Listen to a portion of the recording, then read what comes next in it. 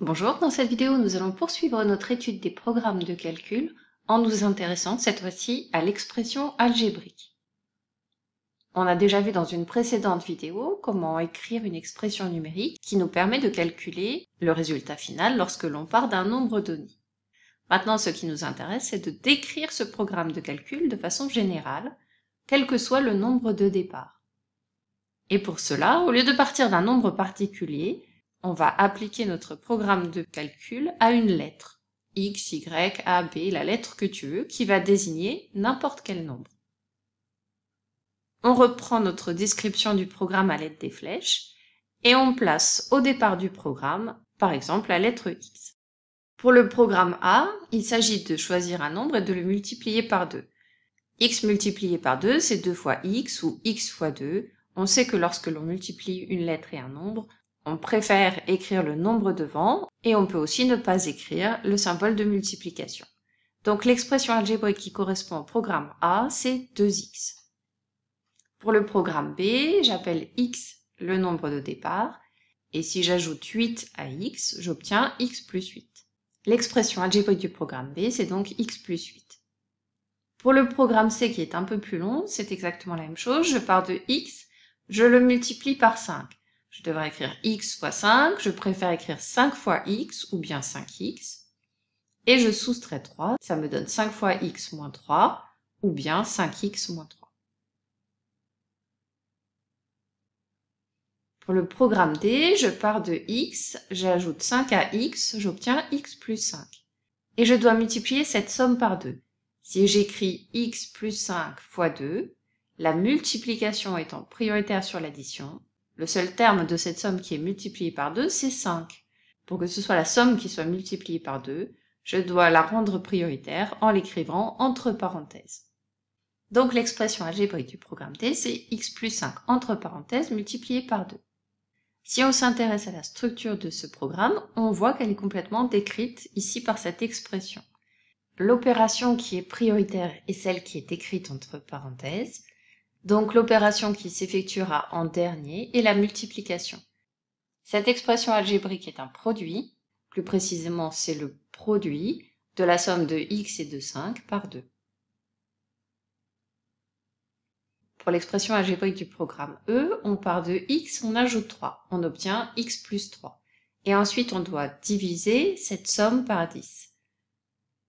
Si j'écris x plus 3 divisé par 10, la division étant prioritaire sur l'addition, j'ai le même problème que précédemment. Pour être sûr de diviser la somme et non pas uniquement 3, j'écris cette somme entre parenthèses. L'expression algébrique du programme E, c'est x plus 3 entre parenthèses divisé par 10. Une autre façon d'écrire cette expression algébrique sans les parenthèses, c'est d'utiliser la barre de fraction, puisque la barre de fraction remplace à la fois le symbole de division et les parenthèses de priorité. Si on s'intéresse maintenant à la structure de cette expression, l'opération que l'on effectue en premier, c'est la somme. Puisqu'elle est rendue prioritaire par les parenthèses, il restera donc une division effectuée en dernier. Cette expression algébrique est un quotient. Plus précisément, c'est le quotient de la somme de x et de 3 par 10. Pour l'expression algébrique du programme F, ce programme est encore un peu plus compliqué parce qu'il va réutiliser le nombre de départ. On part d'un nombre, on lui ajoute 6, on multiplie le résultat par le nombre de départ et on retranche 10 au résultat. Si je décide que le nombre de départ c'est x et que j'ajoute 6 à x, j'obtiens x plus 6. Maintenant, je multiplie ce résultat par le nombre de départ, je le multiplie donc par x. Et comme il s'agit d'une somme et que je veux multiplier la somme et pas uniquement le dernier terme, j'écris cette somme entre parenthèses. Et à cette expression algébrique, je vais soustraire 10. Voilà l'expression algébrique que j'obtiens à la fin du programme de calcul. Si je m'intéresse à la structure de cette expression algébrique, l'addition est rendue prioritaire par les parenthèses. Ensuite, la multiplication est prioritaire sur la soustraction. La soustraction est donc la dernière opération à effectuer. Cette expression algébrique est une différence.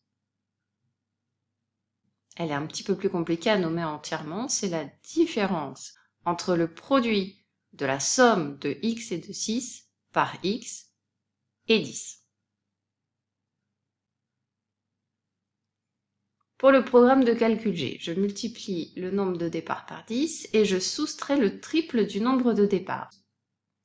Si x est mon nombre de départs, je le multiplie par 10, j'obtiens x fois 10 ou 10 fois x ou 10x. On réécrira correctement à la fin du programme. Et on soustrait le triple de x, on va donc soustraire 3 fois x. Ça me donne x fois 10 moins 3 fois x. Je vais réécrire dans chaque produit le nombre devant la lettre, ça me donne comme expression algébrique 10 fois x moins 3 fois x. Quelle est la structure de cette expression algébrique? Les multiplications sont prioritaires sur la soustraction. La dernière opération effectuée est une soustraction, il s'agit d'une différence.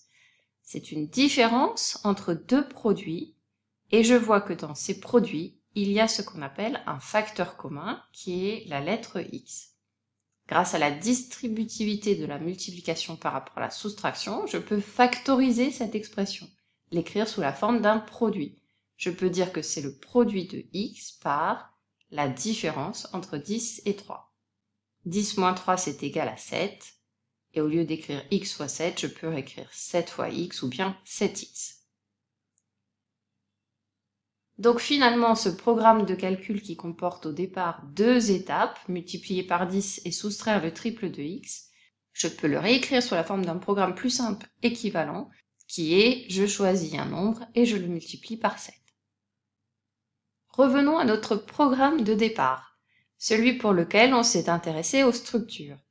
On avait constaté en choisissant au départ les nombres 0, 2, 12 et 50, qu'on obtenait sur ces 4 exemples à la fin du programme le même nombre que le nombre de départ.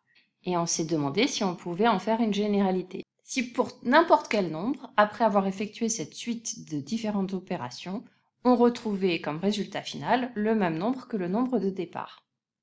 Maintenant, on va chercher à prouver cette conjecture.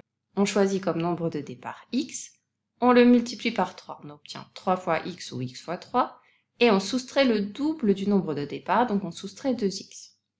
On obtient x fois 3 moins 2 fois x. Et on retrouve une différence entre deux produits, avec dans chacun de ces produits un facteur commun qui est le x. On peut donc factoriser cette expression grâce à la distributivité de la multiplication par rapport à la soustraction. Ça nous donne x facteur 2, la différence entre 3 et 2. 3 moins 2, ça fait 1, x multiplié par 1, ou 1 multiplié par x. Le 1 est neutre dans une multiplication, il ne change pas le résultat, c'est tout simplement x. Donc on a prouvé que si on partait d'un nombre de départ x, on trouvait comme résultat final x. On a bien prouvé notre conjecture, ce programme ne modifie pas le nombre de départ.